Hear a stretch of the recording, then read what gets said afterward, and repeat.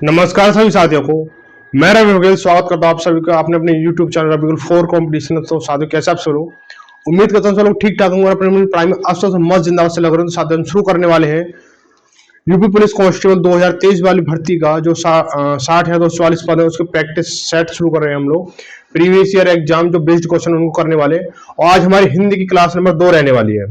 तो अब हमने पहले कल हमने की थी हिंदी की क्लास नंबर 1 किया था, ठीक है, पहले क्लास की थी। आज हम क्लास नंबर 2 करेंगे। बहुत ही अच्छे अच्छे और शानदार और जानदार क्वेश्चन है।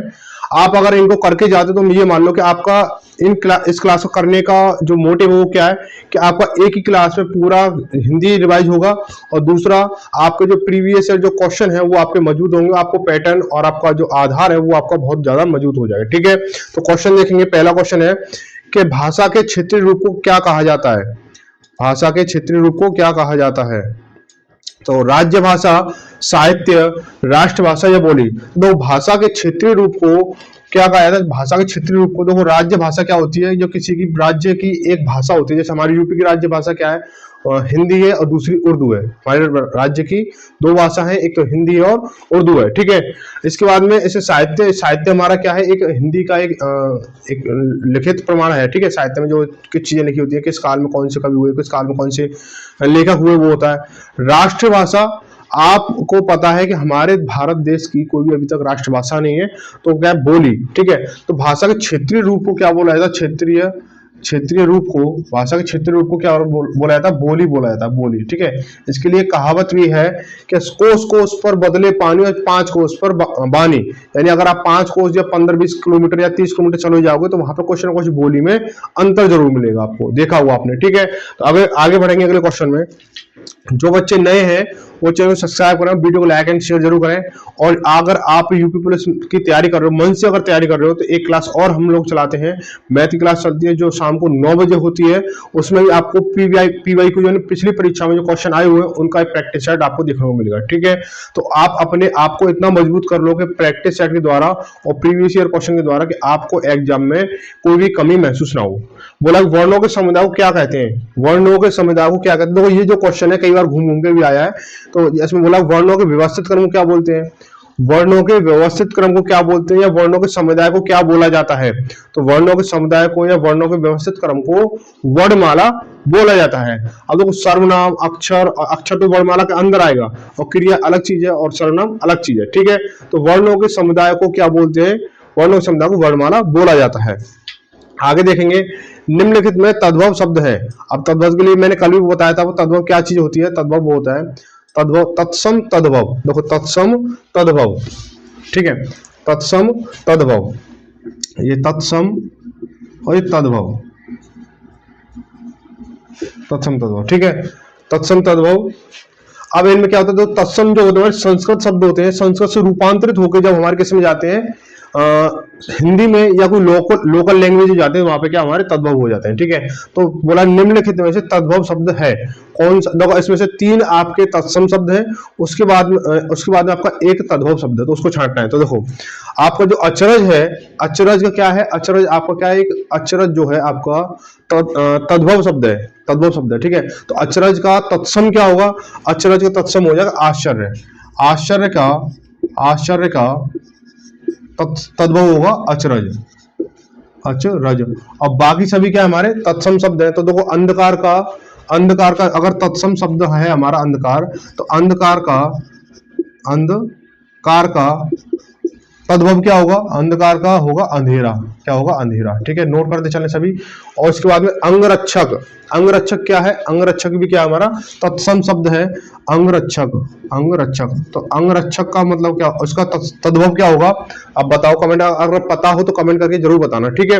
तो अंगरक्षक का होता है अंगरखा, क्या होता है, अंगरखा होता है, अंगरखा, ठीक है। इसके बाद आशा जो है, आशा क्या है, एक तत्सम शब्द है। आशा का तद्भव अगर निकालोगे, तद्भव अगर पता करो तो क्या होगी, आशा का आस होता है, क्या होता है, आस होता है, ठीक है। यह हुआ। क्वेश्चन नंबर 3 को चलेंगे। क्वेश्चन नंबर 3 में क्या बोला गया है कि पक्षी दाना चुग रहा है, तो रेखांकित शब्द का पर्यायवाची शब्द नहीं है, पर्यायवाची शब्द नहीं है। देखो पक्षी का पर्यायवाची शब्द नहीं है, ठीक है। तो देखो पक्षी का पर्यायवाची शब्द नहीं। देखो पंकज है, पंकज किसका पर्यायवाची है, आप बोलो कमल का पर्यायवाची है, कमल का पर्यायवाची, ठीक है।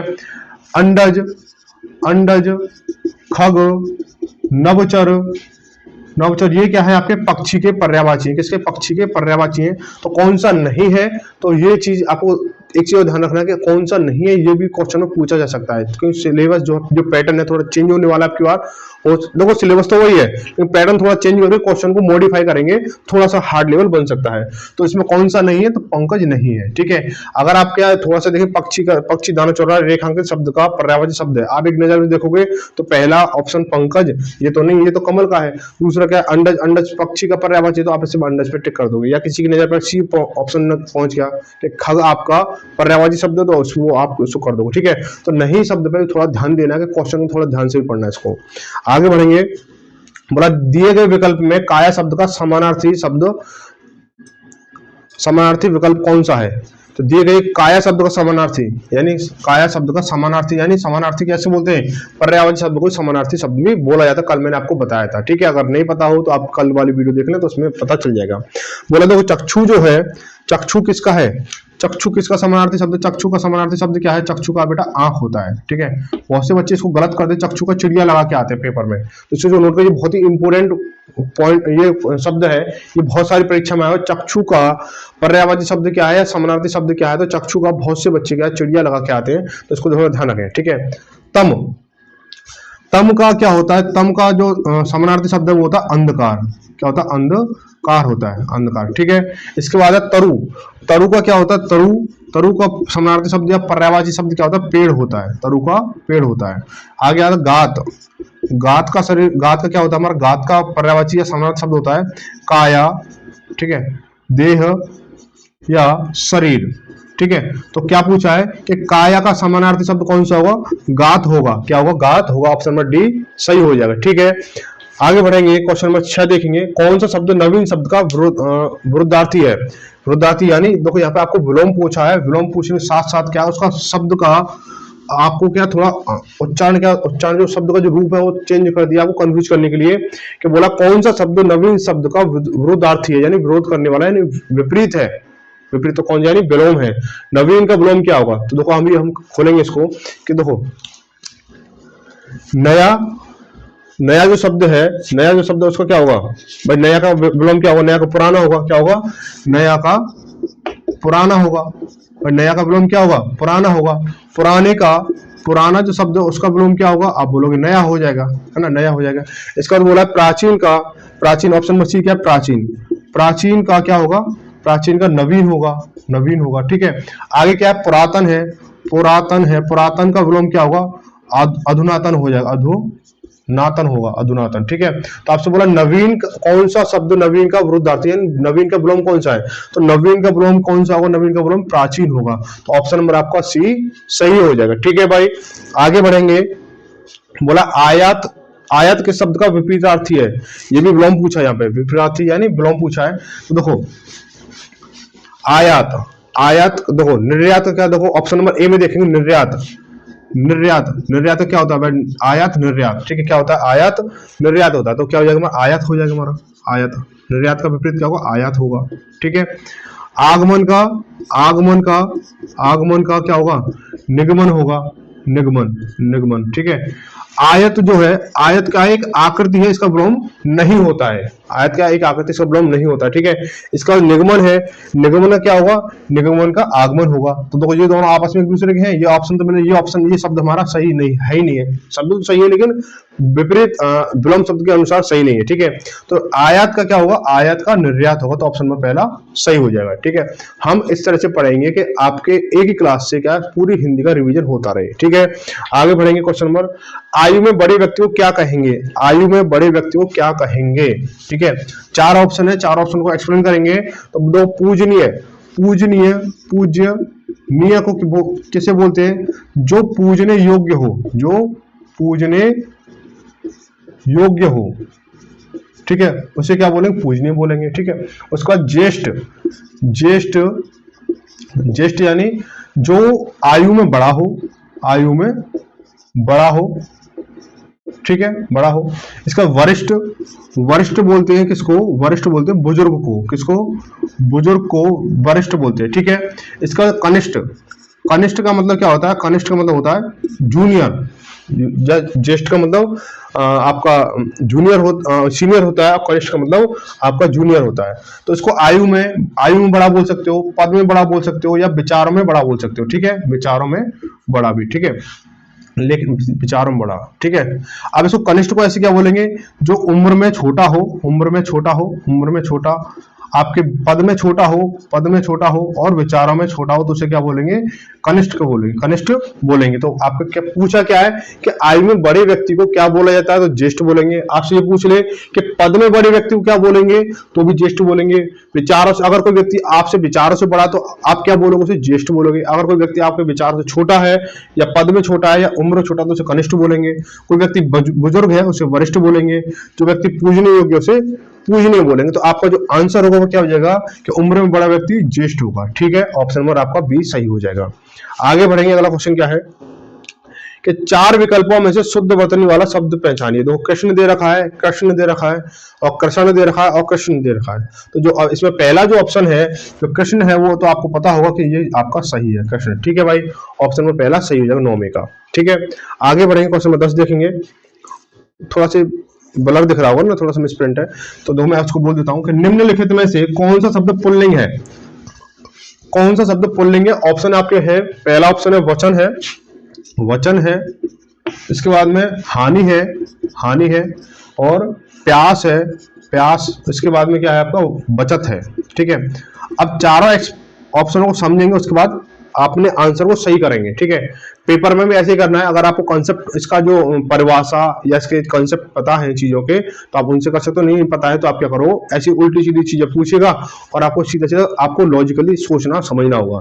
जैसे मैंने बोला, क्या बोला है? पुल्लिंग छांटना है। क्या छांटना है? पुल्लिंग छांटना है, पुल्लिंग छांटना है। ठीक है, पुल्लिंग छांटना, तो हम क्या करेंगे कि बचत, बचत पुल्लिंग शब्द या स्त्रीलिंग शब्द कैसे पहचान करोगे? वैसे, इस बार मेरे महीने की बचत इतनी हुई, इतनी हुई, सिर्फ इतनी हुई, या ज्यादा हुई, हुई है ना, तो ये क्या है? हमारा स्त्रीलिंग संबोधित कर रहा है, यानी स्त्रीलिंग संबोधित कर रहा है। इसका प्यास, मुझे प्यास लगी है, तो मैं प्यास लगी है ना, तो लगी है, तो ये क्या? ये भी स्त्रीलिंग को संबोधित कर रहा है, स्त्रीलिंग। इसका हानि, मुझे आज 5 रुपए की हानि हुई, मुझे, मैंने व्यापार किया, मुझे 2 रुपए का हानि हुई, या 20 रुपए की हानि हुई, या तुम्हें 50 रुपए की हानि हुई, हानि हुई, यानी यहाँ पे भी क्या? स्त्रीलिंग ही संबोधित कर रहा है। ठीक है, अब वचन की बात करें, जैसे मैंने तुम्हें वचन दिया, उसने मुझे वचन दिया, या मैंने वचन लिया, तो यहाँ पे क्या हो रहा है? क्या चीज निकल के आ रही है? आप बोलो स्त्रीलिंग फील हो रहा है वचन शब्द जो है, या पुल्लिंग फील हो रहा है? आप बोलो वचन लिया, दिया, है ना, तो क्या हो जाएगा? ये हमारा ये पुल्लिंग शब्द हो रहा है, तो यही इसका आंसर हो जाएगा। तो निम्न कौन सा पुल्लिंग है? आप बोलोगे पहला पुल्लिंग हो जाएगा। ठीक है भाई, क्वेश्चन नंबर 11 देखेंगे। मिठाई शब्द किस शब्द का एक वचन है? जो मिठाई शब्द है वो किस शब्द का एक वचन है? ठीक है, अब देखो 4 ऑप्शन है हमारे पास में, 4 ऑप्शन देखेंगे। मीठे, मीठे, मिठाई, मिठाई, मिठैया, मिठैया, मिठैया। ठीक है, इसके बाद में मिठाइयाँ, मिठाइयाँ।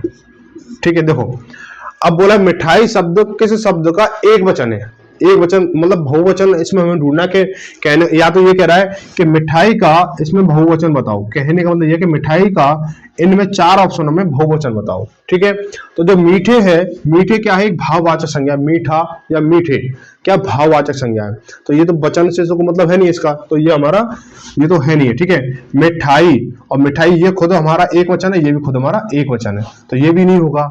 मिठैया, मिठैया, मिठैया क्या? ये खुद अपने आप में मिठाइयों का शब्द जो है गलत है, शब्द गलत है, तो ये मिठाइयाँ गलत हो जाएगा। अब बचा मिठाइयाँ, जो मिठाई है, मिठाइयाँ का एक वचन शब्द है, मिठाइयों का एक वचन शब्द है। ठीक है, ऑप्शन नंबर डी सही हो जाएगा। आगे बढ़ेंगे, बोला है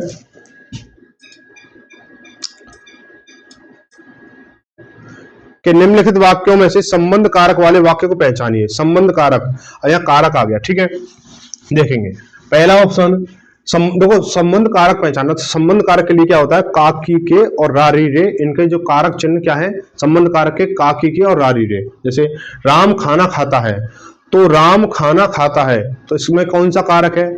राम खाने को खाता है, तो कर्ता ने कर्म को, इसमें कर्म कारक आ रहा है पहले में। दूसरे में राधा का कुत्ता बहुत तेज दौड़ता है, राधा का कुत्ता, ठीक है, राधा कुत्ता मतलब इसमें का की के और रारी रे संबंध कारक का क्या है? का की के और रारी रे हमारा क्या होता है? कारक चिन्ह होता है, तो इसमें क्या है? कारक संबंध कारक मिल रहा है हमें। ऑप्शन नंबर बी सही हो जाएगा, ठीक है। और आगे देखेंगे कि राम ने रावण को मारा, राम ने रावण को मारा, राम क्या है? कर्ता कारक है, और रावण को यानी कर्म कारक है, ठीक है। आगे माँ अपने बच्चे को मारती है, माँ अपने बच्चे को मारती है, इसका इसमें कौन सा कारक है? माँ अपने बच्चे को, यानी कर्ता ने कर्म को, यानी बच्चे को, यानी इसमें कोई को है कर्म कारक आएगा, ठीक है। इसलिए कि आपका ऑप्शन नंबर बी सही होगा कि राधा का कुत्ता बहुत तेज दौड़ता है, इसमें क्या होगा? संबंध कारक हो जाएगा, ऑप्शन नंबर बी सही हो जाएगा। आगे बढ़ेंगे, पुरुषवाचक सर्वनाम कितने भेद होते हैं? पुरुषवाचक सर्वनाम के कितने भेद होते हैं बताइए भाई? पुरुषवाचक सर्वनाम के कितने भेद होते हैं? देखो भाई, 3 होते हैं, 2 होते हैं, 4 होते हैं, 7 होते हैं। तो देखो पुरुषवाचक सर्वनाम के 3 भेद होते हैं, 3 भेद होते हैं। कौन कौन से होते हैं? एक होता है पुरुषवाचक, पहला होता है पुरुषवाचक, ठीक है, सर पुरुषवाचक तो है ही हमारा। पहला क्या होता है हमारा? पुरुषवाचक के, देखो पुरुषवाचक के 3 भेद होते हैं, उत्तम पुरुष, उत्तम पुरुष, ठीक है। दूसरा होता है हमारा मध्यम पुरुष, होता है क्या होता है हमारा? मध्यम पुरुष, मध्यम पुरुष, ठीक है। तीसरा होता है हमारा अन्य पुरुष, अन्य पुरुष।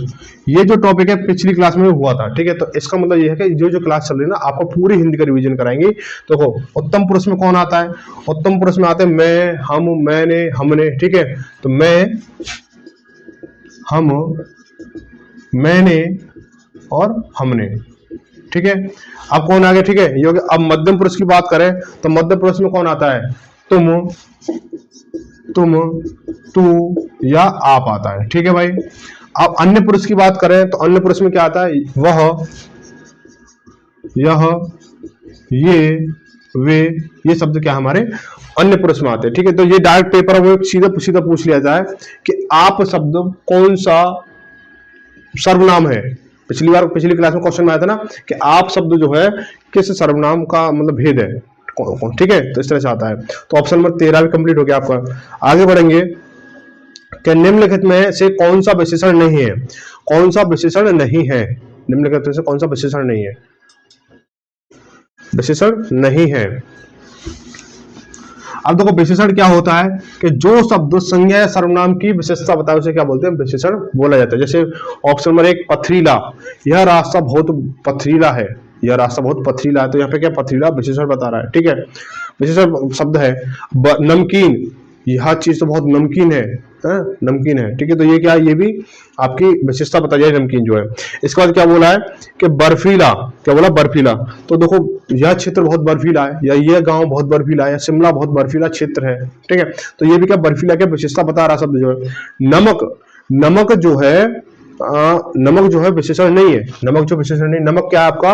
नमक आपका विशेष्य है। जैसे नमक, नमकीन, नमकीन, नमक, ठीक है। तो ये तो आपका क्या विशेषण है, विशेषण है, विशेषण है, ठीक है।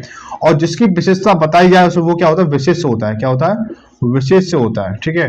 तो नमक क्या है? विशेष्य है, और नमकीन क्या विशेषण है। तो आप क्या बोलोगे कि इसमें कौन सा सही होगा कि विशेषण नहीं है? तो पथरीला, नमकीन और बर्फीला तो आपका विशेषण है, और नमक क्या आपका विशेष्य है। तो इसलिए क्या नमक सही हो जाएगा आपका कि नमक जो आपका विशेषण नहीं है क्या है? विशेष्य है। इस चीज को ध्यान रखें। जो शब्द जिस चीज की विशेषता बताए, यानी संज्ञा सर्वनाम विशेषता, वो तो क्या आपका विशेषण हो गया।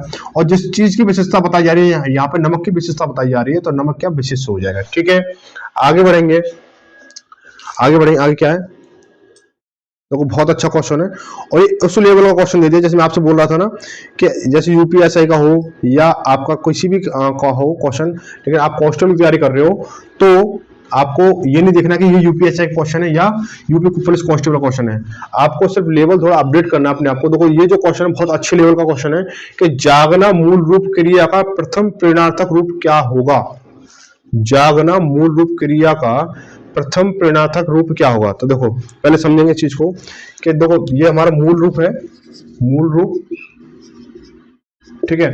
ये प्रथम प्रेरणार्थक, और ये द्वितीय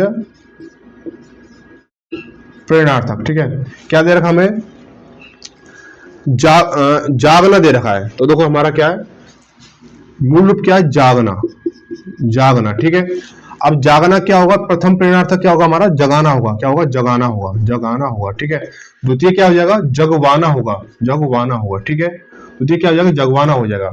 तो क्या बोला गया इसमें कि मूल रूप क्रिया का प्रथम प्रेरणार्थक रूप क्या होगा, तो जगाना का, सॉरी जागना का जगाना, और प्रथम द्वितीय जगवाना। ठीक है, समझ में आई बात।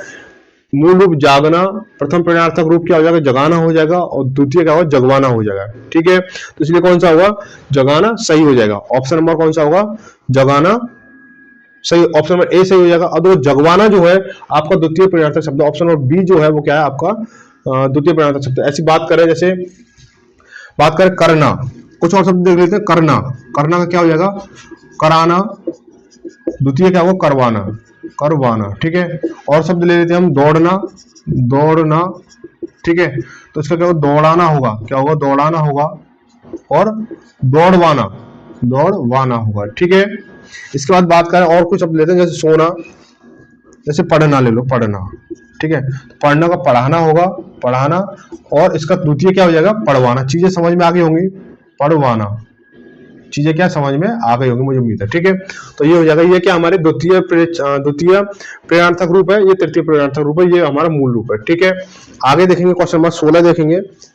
बोला बारिश बहुत ज्यादा हो रही है, बारिश बहुत ज्यादा हो रही है, तो इस वाक्य में ज्यादा शब्द क्या है, ज्यादा शब्द क्या है, यानी अब देखो यहाँ पे जो शब्द ज्यादा हो रही है, तो ज्यादा जो शब्द क्या कर रहा है, ज्यादा हो रही है, यानी ये हमारी क्रिया की विशेषता बता रहा है, क्रिया की विशेषता बता रहा है।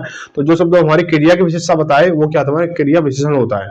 तो देखेंगे ऑप्शन नंबर कौन सा है, कि संज्ञा है, क्रिया है, सर्वनाम है, या क्रिया विशेषण है। तो जो ज्यादा है, जो हमारी क्या ज्यादा हो रही है, यानी वो क्रिया की विशेषता बता रहा है, तो क्रिया विशेषण ऑप्शन नंबर चौथा सही हो जाएगा, क्रिया विशेषण होगा। ठीक है, आगे बढ़े, क्वेश्चन नंबर 17 देखेंगे।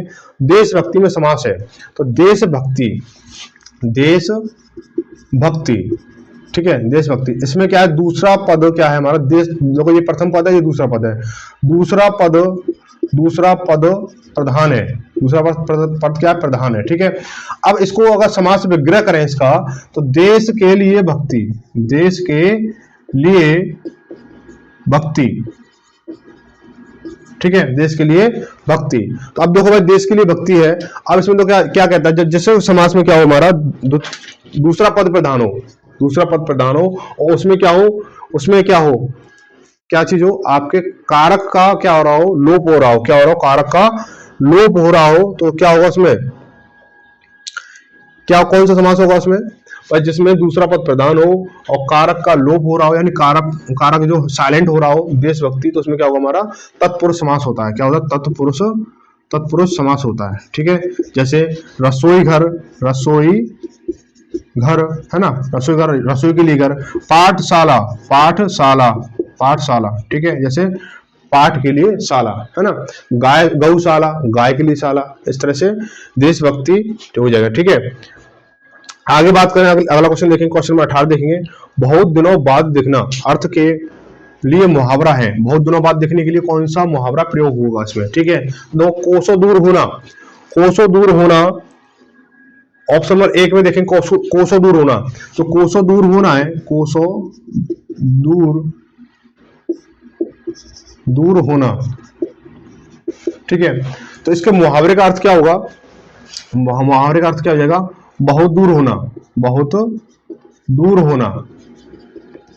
ठीक है, गुदड़ी का लाल होना, गुदड़ी का लाल होना, मतलब कि गरीब इंसान घर में कोई, गरीब घर में कोई अमीर पैदा होना। ठीक है, अमीर के गुणवान होना, गरीब,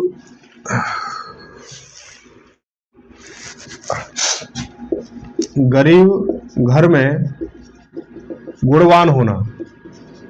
ठीक है, इसका ईद का चांद होना, ईद का चांद होना, इसका मतलब क्या होता है, ईद का चांद होने का मतलब क्या होता है, बहुत दिनों बाद दिखना, बहुत दिनों बाद दिखना। ठीक है, अब तब होना, अब तब होना। अब तब होना का मतलब क्या होता है? मरने के या मृत्यु के समीप होना, मरने या मृत्यु के समीप होना, समीप होना। ठीक है, तो पूछा आपसे बहुत दिनों बाद दिखना, तो बहुत दिनों बाद दिखने का अर्थ क्या होगा हमारा? कौन सा मुहावरा प्रयोग होगा? ईद का चांद होना। ऑप्शन नंबर सी तुम्हारा सही हो जाएगा। ठीक है, आगे बढ़ेंगे, क्वेश्चन नंबर 19 से देखेंगे, वीर रस का स्थायी भाव क्या है? वीर रस का स्थायी भाव क्या है? तो भाई वीर रस का जो रस आ गया, वीर रस का स्थायी भाव क्या होता है? बताओ भाई, जिनको पता है वो कमेंट जरूर करेंगे, एक कमेंट प्यारा से जरूर होना चाहिए कि वीर रस का भाव, स्थायी भाव क्या होता है। तो देखो वीर रस, दो क्रोध क्या होता है? क्रोध का क्या होता है? रौद्र होता है, रौद्र होता है। क्रोध क्या होता है? रौद्र होता है। भय का भयंकर होता है, भयंकर होता है। ठीक है, विस्मय का क्या होता है? विस्मय और क्या? उत्साह। विस्मय का अद्भुत होता है। और उत्साह किसका होता है? उत्साह वीर का होता है। ठीक है, तो वीर का स्थायी भाव क्या है? वीर का स्थायी भाव क्या है? उत्साह है। क्या है? उत्साह। ऑप्शन नंबर कौन सा हो जाएगा? डी सही हो जाएगा। ठीक है भाई, आगे बढ़ेंगे, काली घटा का घमंड घटा, काली घटा का घमंड घटा अलंकार बताइए। काली घटा घमंड घटा, तो इसमें कौन सा होगा? यमक अलंकार होगा, उपमा अलंकार होगा, अनुप्रास अलंकार होगा, या रूपक अलंकार होगा? देखो, काली घटा घमंड घटा, 3 बेर खाती थी वो 3 बेर खाती थी, है ना। जिस वाक्यों में, यानी जिस वाक्य में क्या हो, शब्दों की आवृत्ति हो, यानी शब्द बार बार आए, वो कौन सा कहलाते हैं? यमक अलंकार कहलाते हैं। देखो देखेंगे, यमक अलंकार शब्दों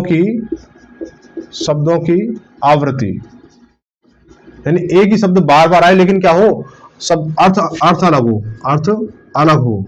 जैसे काली घटा का घमंड घटा, काली घटा का घमंड घटा, यानी जो काली घटा है, घटा जो शब्द है वो पहले घटा का ले रखा है, जैसे बादल छाए होते हैं।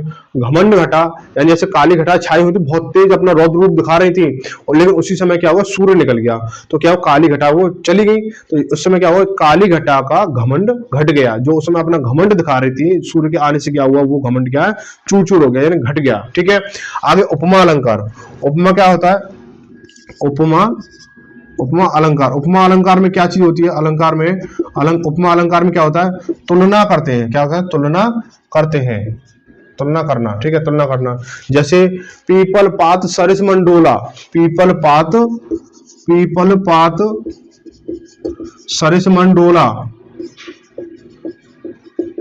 कहने का मतलब मन इतना चंचल है कि पीपल के पत्ते की तरह मन डोल रहा है, यानी ऊपर नीचे डोल रहा है, यानी पत्ते की मतलब पीपल की तरह। ठीक है, तो पीपल पात सरिस मन डोला, इतना चंचल है, तुलना किससे की? उसका मन इतना चंचल है कि पीपल के पत्ते की तरह ओता फिर रहा है। ठीक है, तो यहाँ पे तुलना की जा रही है। आगे देखेंगे, अनुप्रास अलंकार।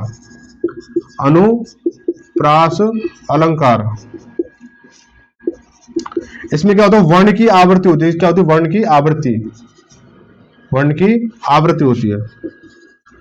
कहने का मतलब वर्ण की आवृत्ति कैसे? कोई एक अक्षर भी बार बार आएगा। जैसे क्या ले, कोई शब्द ले लो, कोई भी, लाइट गई यार, चलो कोई बात नहीं, कोई भी जैसे लाली मेरी लाल की जिद देखो तो लाल, लाली जिद देखन मैं गया मैं भी हो गया लाल। यहाँ पे क्या होगा? लाल, जो लाल शब्द है ना, लाली मेरे लाल की जिद देखे तित लाल, है ना। तो यहाँ पे जो लास्ट वर्ण है ना, उसकी आवृत्ति बार बार हो रही है, तो ये क्या है? हमारा अनुप्रास अलंकार हो जाएगा। ठीक है, आगे रूपक अलंकार। क्या है? रूपक अलंकार किसको कहते हैं? जो उपमेय को उपमान का रूप देना, उपमेय को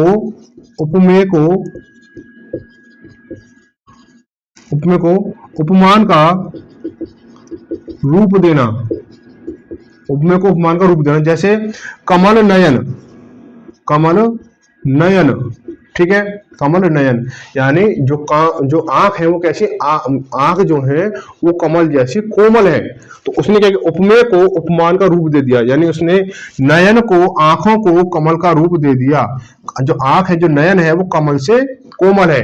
ठीक है, इस तरह से क्या यहाँ पे आपके चारों ऑप्शन जो क्लियर हुए, तो यहाँ पे कौन सा होगा कि काली घटा घमंड घटा, यानी जो अर्थ की जो शब्दों की आवृत्ति हो रही है, यानी काली घमंड घटा का अर्थ क्या हो जाएगा हमारा? जो शब्द की आवृत्ति हो रही है उसमें यमक अलंकार हो जाएगा। जैसे इसमें एक और आता है, 3 बेर खाती थी वो 3 बेर खाती थी, यानी वो 3 बेर, यानी बेर क्या फल है, और एक 3 बेर यानी 3 बार, है ना, इस तरह से हो जाएगा।